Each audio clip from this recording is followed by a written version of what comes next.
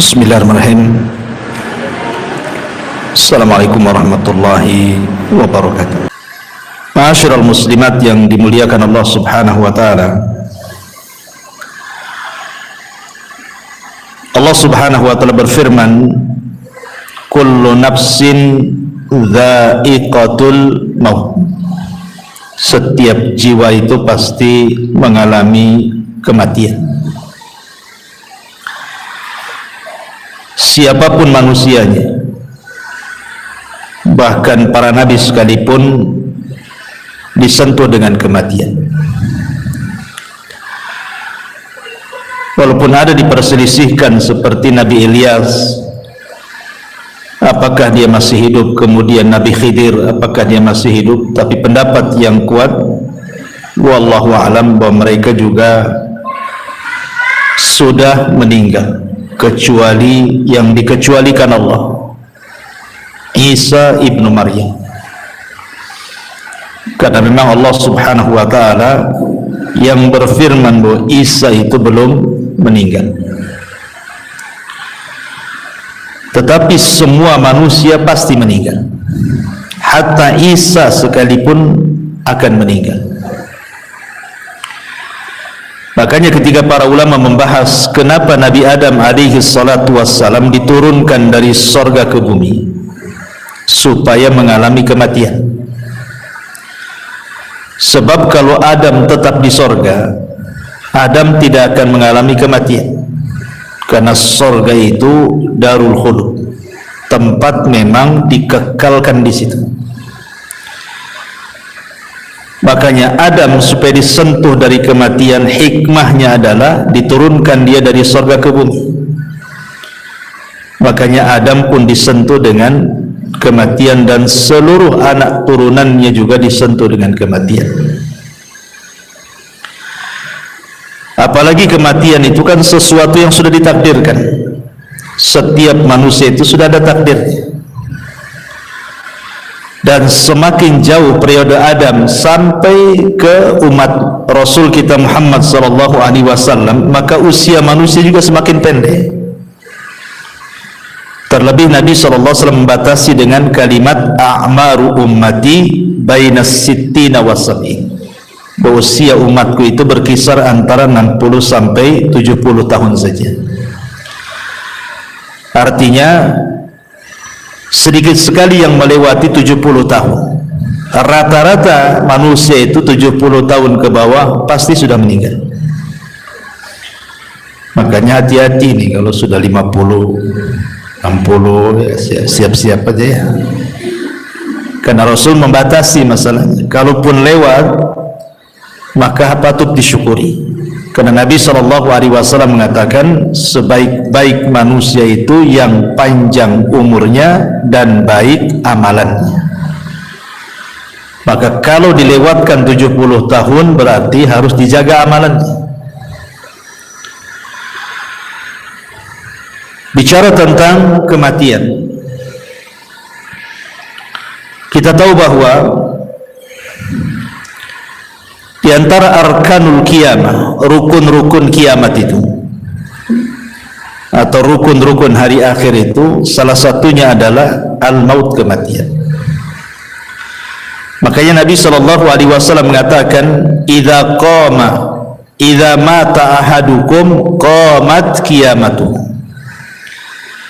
Kalau seandainya salah seorang di antara kalian itu meninggal, berarti telah tegak kiamat padanya. Kiamat itu maksudnya kiamat besar itu pasti terjadi,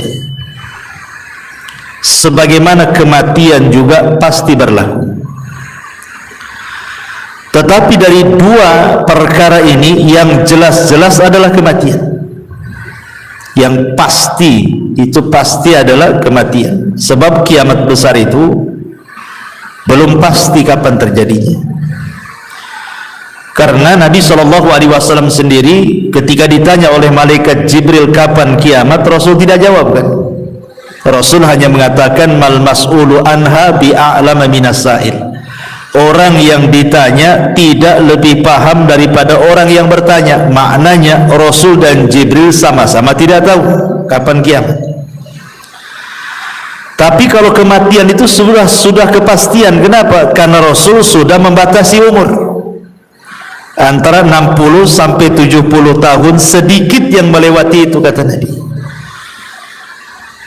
Nah, dari sini karena kematian jauh lebih pasti dibandingkan kiamat, maka sudah selayaknya manusia itu punya persiapan.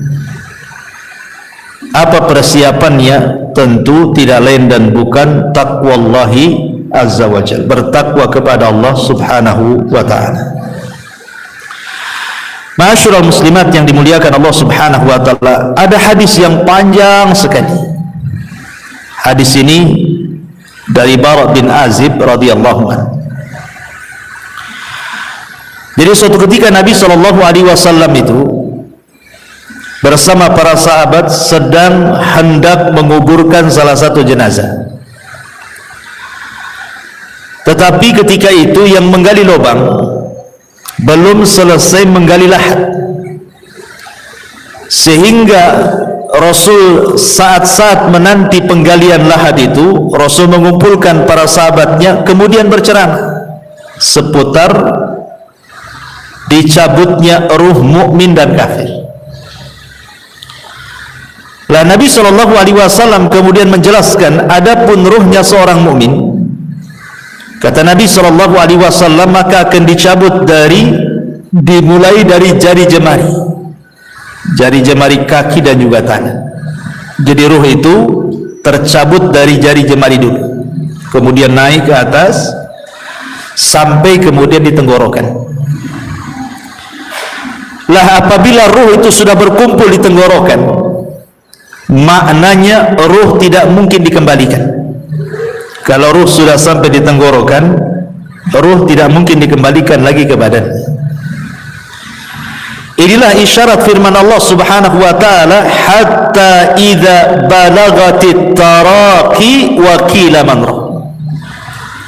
Hatta idza balagatit taraq, sampai ketika ruh itu di tenggorokan, maka Allah katakan apa? Wa qila man ra, siapa yang bisa meruqyah dia? Maksudnya mengembalikan ruh ke dalam jasadnya gitu. Tidak ada.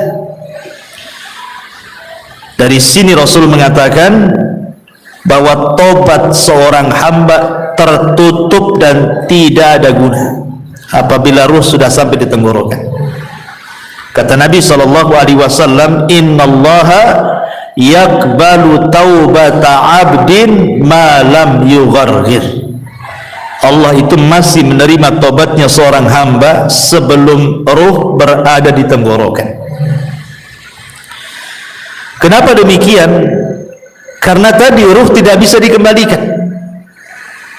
Makanya ada dua waktu tobat itu diterima. Pertama, ruh belum mengumpul di tenggorokan. Yang kedua, matahari belum terbit dari arah barat. Kalau dua perkara belum terjadi, maka ada kesempatan tobat. Tapi kalau dua waktu sudah terjadi, maka tobat tertutup. Sehingga sebagian para ulama ketika membahas apakah orang-orang yang dikubur itu bisa merasakan perjalanan waktu, sama dengan kayak ibu kita sekarang kan bisa kita merasakan perjalanan waktu kan Bu ya, pagi aktivitasnya apa, siang aktivitasnya apa, sore apa, malam apa, besok pagi lagi, kan bisa kita merasakan aktivitas waktu itu berjalan kan itu ya. Ya, hari, minggu, bulan, tahun, kita bisa merasakan. Pertanyaannya, apakah orang-orang yang dikubur juga merasakan ada aktivitas waktu sehari-hari? Pagi, siang, sore, malam, ke pagi lagi, siang, sore, malam, ke pagi lagi, gitu ya. Sementara orang-orang yang dikubur itu kan ada yang sudah lama kan. Kalau yang meninggal di zaman Rasul kan sudah 14 abad berarti kan. Sudah 14 abad sampai sekarang nggak dikiamat-kiamatkan. Atau yang sebelum Nabi umpamanya, tentu lebih lama lagi orang itu di kuburan itu. Apakah mereka akan merasakan bimururil waktu, kata ulama, dengan berjalannya waktu itu? Maka ulama membagi dua, kata ulama, memerinci. Kalau yang di kuburan itu mereka orang-orang yang beriman, baik dari umat Nabi atau umat-umat sebelumnya, dan mereka mendapatkan nikmat kubur, maka mereka tidak akan merasakan berjalannya waktu. Mereka tidak akan merasakan, walaupun ratusan tahun, walaupun ribuan tahun sekalipun, mereka tidak akan merasakan berlewatnya waktu itu. Ya. Tetapi kalau mereka adalah orang-orang kafir, orang munafik, orang fasik, maka mereka akan merasakan itu, karena itu bagian daripada azab.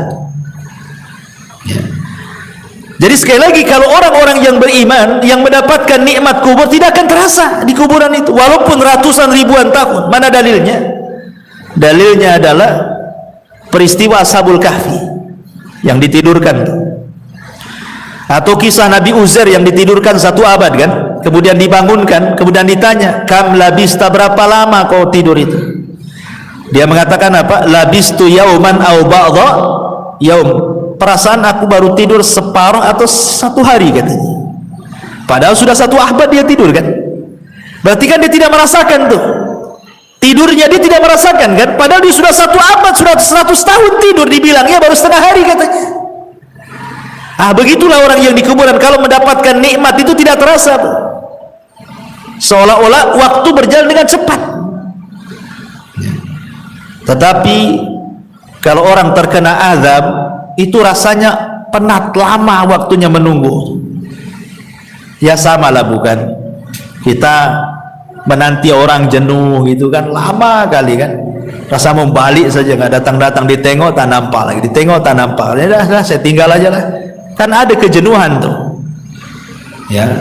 Tapi kalau asik bu ya, ibu pengantin baru dengan suami kan, nongkrong tuh di taman, tahu-tahu maghrib, ya kan, namanya orang nikmat, nggak pandang, kok tahu-tahu maghrib katanya gitu. Nah, jadi dari sini di dunia ini kita bisa rasakan dalam kondisi nikmat dengan dalam kondisi tidak nikmat kan, itu lah di kubur kurang lebih seperti itu ya. Tetapi apakah kemudian orang-orang yang dikubur juga akan merasakan layaknya kita juga perasa gitu, kalau ibu lagi sedih kan ada perasaan tersiksa jiwa ini kan, atau ada masalah rasanya rungsep kehidupan ini kan, apakah juga orang-orang di kuburan akan merasakan seperti itu? Ya, mereka juga akan merasakan. Kapan itu? Apabila ditangisi orang yang ada di atas. Kalau orang yang di atas itu melakukan niyaha, niyaha itu meratap kepada orang yang ada di kuburan itu, maka orang yang ada di kuburan itu merasa diazab. Maksud diazab itu bukan azab fisik, bukan, tapi azab jiwa. Jiwanya itu sedih, tersiksa ya.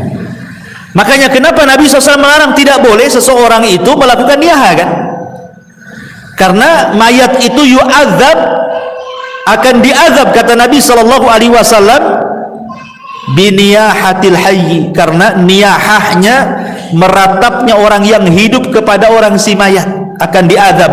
Maksudnya bukan azab fisik, tetapi dia tersiksa, hatinya tersiksa gitu ya, karena sebab tangisan orang-orang yang di atas. Makanya dilarang. Niyah itu termasuk dosa besar. Nabi SAW sampai mengatakan, kalau orang yang meratap itu tidak bertobat, kata Rasul, maka dia akan dibangkitkan kelak pada hari kiamat dengan dipakaikan pakaian dari ya, dari besi panas dulu yang timah panas, kemudian dari baju yang gatal, yang nggak bisa dicopot, gatal saja ya, naudzubillah. Jadi mereka pun akan merasakan apa namanya ya, bahasa kitanya rungsep tuh ya, hatinya itu nggak tenang disebabkan tangisan orang-orang yang di atas kuburan. Makanya tidak boleh kalau ada orang yang meninggal, ikhlaskan saja. Kalau menangis, menangislah sebagai tangisan rahmat karena kesedihan, bukan karena menolak takdir kan. Karena ada orang yang menangis itu karena menolak takdir kan bu ya, meraung-raung, nanti kalau anak-anak besar jadi apa, kamu sudah nggak ada, semacam kan itu ya. Nanti Allah yang menentukan takdirnya, bukan si bapak yang sudah meninggal kan itu ya. Jadi itu yang tidak boleh, karena niyah itu seolah-olah tidak terima dengan takdir, guling-guling, nangis-nangis, robek-robek, pukul-pukul, pangkas-pangkas rambut dan begitu seterusnya. Baik, intinya bahwa kembali bahwa ketika kemudian si mayat itu diberikan nikmat oleh Allah Subhanahu wa taala, nikmat kubur, maka dia tidak akan merasakan dengan berjalannya waktu. Waktu itu akan panjang, tahu-tahu sudah dikiamatkan. Tapi yang perlu ibu pahami bahwa di dalam peristiwa-peristiwa kubur itu, sebelum dua pertanyaan malaikat mungkar dan nakir yang disebut dengan fitnah kubur itu, ada peristiwa yang sebelumnya dilalui manusia yang disebut dengan dhaghtatul qabri, himpitan kuburan. Jadi himpit dulu, baru setelah itu fitnah kubur, gitu maksudnya ya. Dan ini disebutkan oleh para ulama tentang masalah himpitan kubur ini. Di antaranya adalah yang disebutkan oleh pendapat Abu Hanifah, wa dhaghtatul qabri wa adzabuhu haqqun, himpitan kuburan kemudian siksa kubur itu adalah perkara yang benar-benar akan terjadi. Jadi perkara himpitan kuburan dan azab kubur, kata Abu Hanifah, ada sesuatu yang benar-benar akan terjadi. Bahkan Al-Imam Al-Muzani rahimahullah ta'ala mengatakan,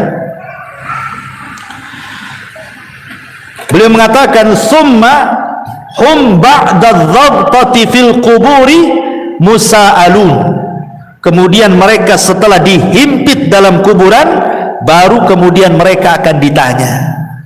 Dari sini kita tahu bahwa sebelum proses pertanyaan dua malaikat mungkar dan nakir, ada peristiwa namanya dhaghtatul qabri, himpitan kuburan. Himpitan kuburan ini, Bu, itu sangat menyakitkan bagi si mayat, karena ketika ruh itu sudah menyatu dengan jasadnya, kemudian tanah itu menyempit sampai meretakkan semua tulang dan persendian. Itu kalau orang kafir, dan dia akan menjerit di mana jeritannya tidak ada yang mendengar, manusia dan jin, kecuali binatang-binatang mereka bisa mendengar. Jadi binatang-binatang itu diberikan kepekaan, mampu mendengar jeritan-jeritan orang-orang yang dihimpit kubur itu.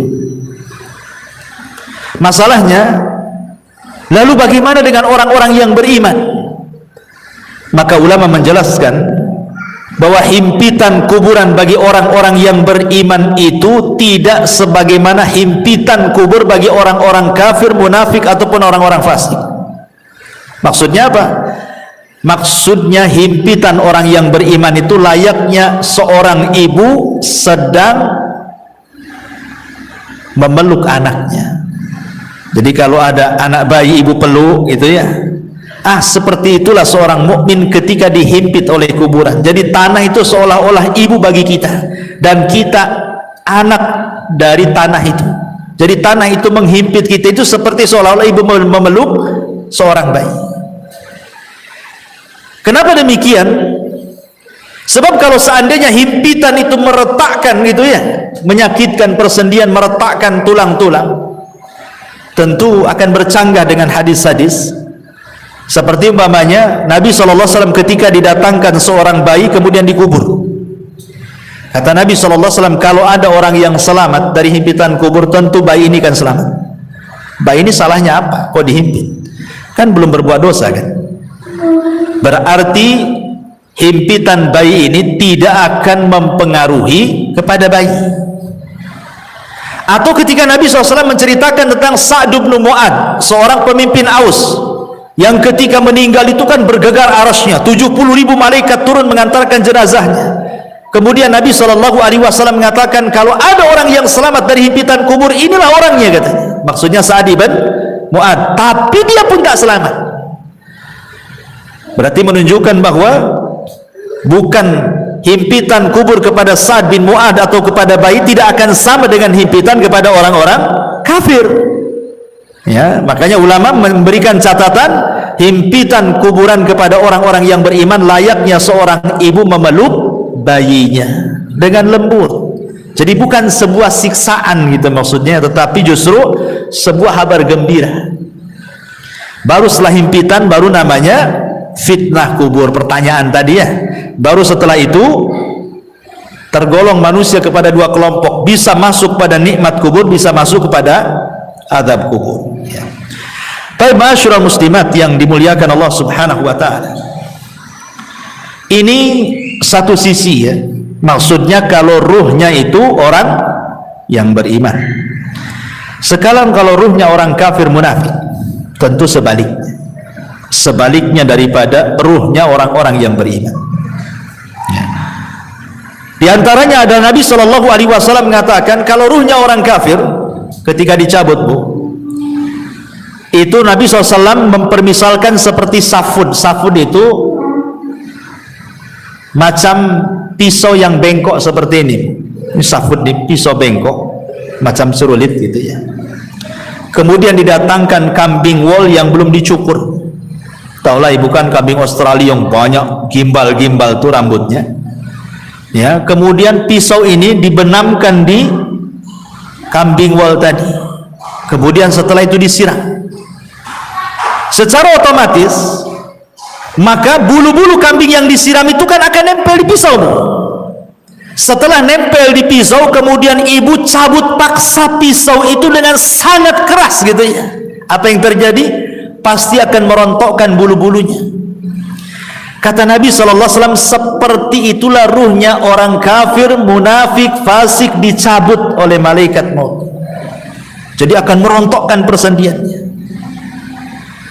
Karena ketika malakul maut mencabut ruhnya orang kafir, munafik, fasik itu, maka rusulul maut akan menghembuskan dan menakut-nakuti di telinga orang-orang yang akan dicabut itu dan mengatakan, hei ruh yang busuk, ruh yang jahat, ruh yang jelek, keluar. Di sana kemurkaan dan kemarahan Allah sudah menantimu, katanya. Gimana dia mau keluar ditakut-takuti seperti itu? Tentu tidak akan keluar. Makanya dipaksa. Dia keluarnya itu dipaksa sehingga dia akan merontokkan semua persendiannya. Dia akan merasakan sakit yang luar biasa ya. Kemudian setelah ruhnya diletakkan di kain kafan dari neraka, kemudian bau busuknya melambung ke langit, semua malaikat mencaci maki dia. Tidak ada satupun malaikat memujinya, Bu. Bahkan mencaci maki, ini ruhnya siapa busuk sekali. Bahkan malaikat-malaikat penjaga pintu langit pertama tidak akan membuka pintunya. Jangan lagi langit kedua, langit ketiga. Langit pertama saja nggak mau buka pintunya. Dan Allah hanya mengatakan dari atas sana dan mengatakan, jatuhkan ruhnya ke dalam jasadnya, letakkan catatannya di bumi yang paling dasar yang disebut dengan sijin. Coba bayangkan, ruh itu dilempar, Bu, sama malaikat, tidak dihantar.